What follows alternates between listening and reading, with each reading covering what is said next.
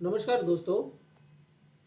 बहुत दिनों के बाद फिर से एक बार आपके सामने एक बहुत महत्वपूर्ण और बहुत इम्पोर्टेंट ऐसा एक टॉपिक जो कि reaction mechanism of metal complexes. तो एक टॉपिक में से मैं एक बहुत अच्छा एक question, what is dissociative mechanism of और पाथवे।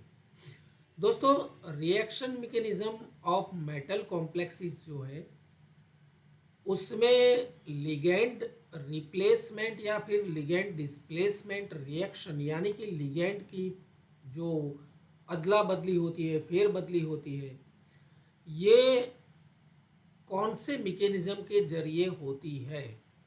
तो ऐसे दो तीन मैकेनिज्म है जिसमें से एक मैकेनिज्म डिसोसिएटिव मैकेनिज्म और डिसोसिएटिव पाथवे, जो बहुत शॉर्ट में, यानी कि 2-3 मिनट 5 मिनट के अंदर मैं आपके सामने डिस्कस करने जा रहा हूँ विथ प्रॉपर एग्जाम्पल।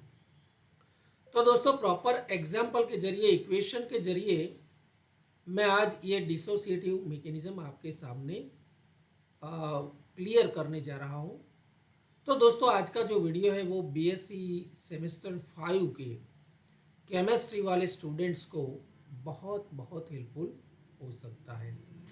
तो दोस्तों, शुरू करता हूँ डिसोसिएटिव मैकेनिज्म और डिसोसिएटिव पाथवे। दोस्तों, for reaction of the type, मैं आपके सामने ये रिएक्शन रखता हूँ। इस टाइप के रिएक्शन के लिए, यानी कि ये जो रिएक्शन है L5MX प्लस N, यानी कि 5 लिगेंड यहाँ पर सेम टाइप के और एक जो है वो X है, यानी कि सेंट्रल मेटल एटम जो है ट्रांजिशन मेटल, उसके सराउंडिंग में कोऑर्डिनेशन में 6 लिगेंड वाला, यानी कि ये ऑक्टाहेड्रल कॉम्प्लेक्स है L5MX प्लस N वैलेंसी वाला।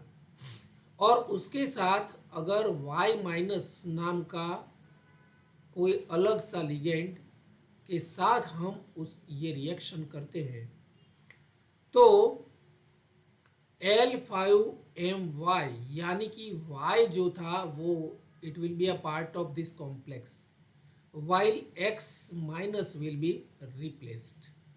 तो X minus will be replaced by the ligand Y।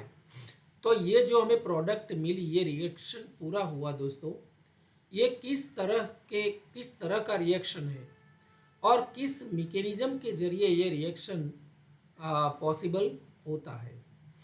तो two extreme mechanistic possibilities can be considered for the ligand replacement process।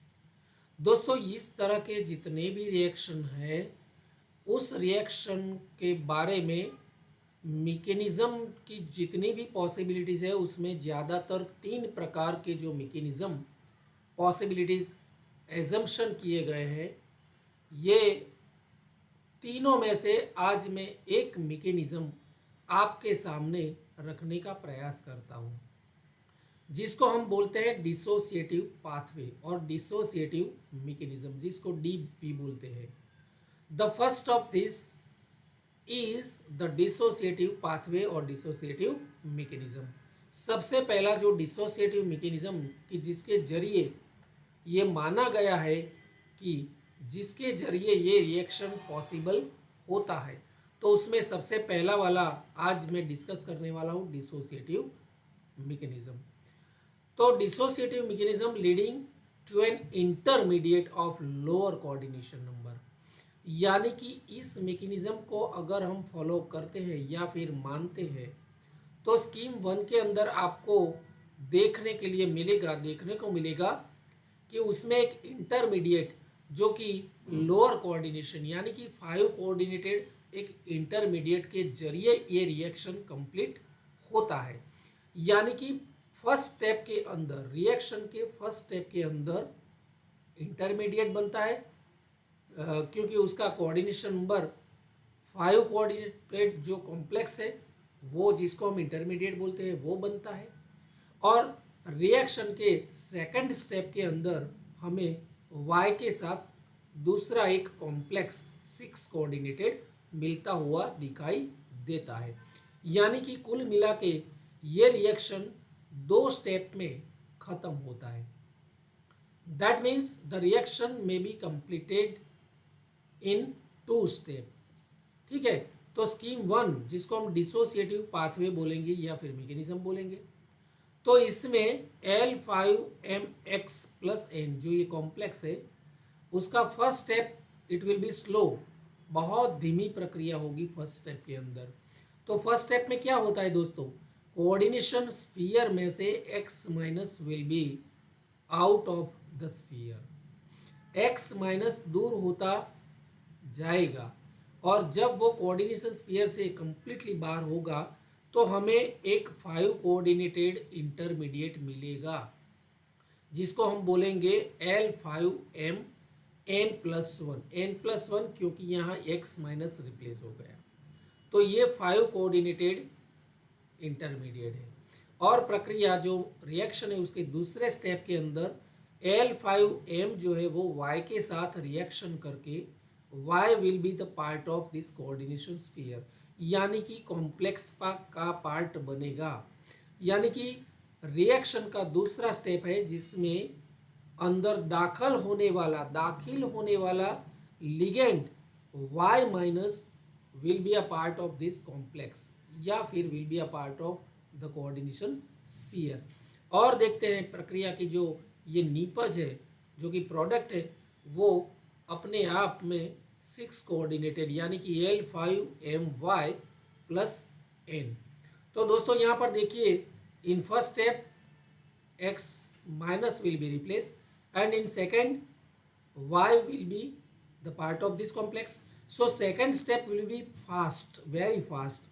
और हम जानते हैं कि जो स्टेप बहुत स्लो चलता है, ये स्लो चलने वाला जो स्टेप है that will be confirm the rate of reaction, यानी कि प्रक्रिया का जो रेट है ये फर्स्ट स्टेप के ऊपर आधारित होने की वजह से रेट विल बी के concentration of L5MX।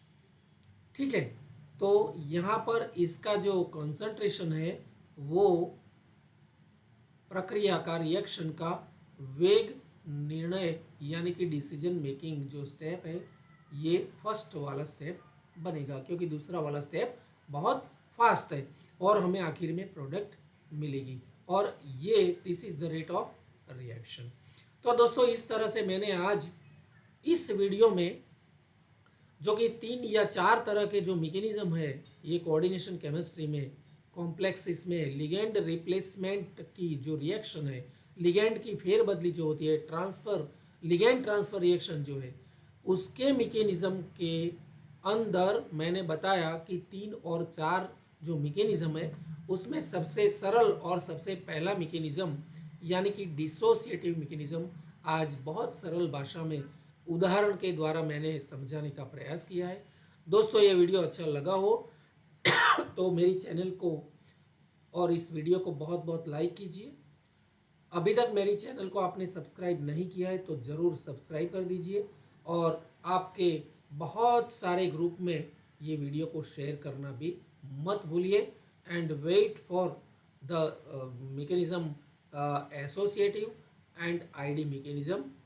All the mechanisms will be uploaded very soon.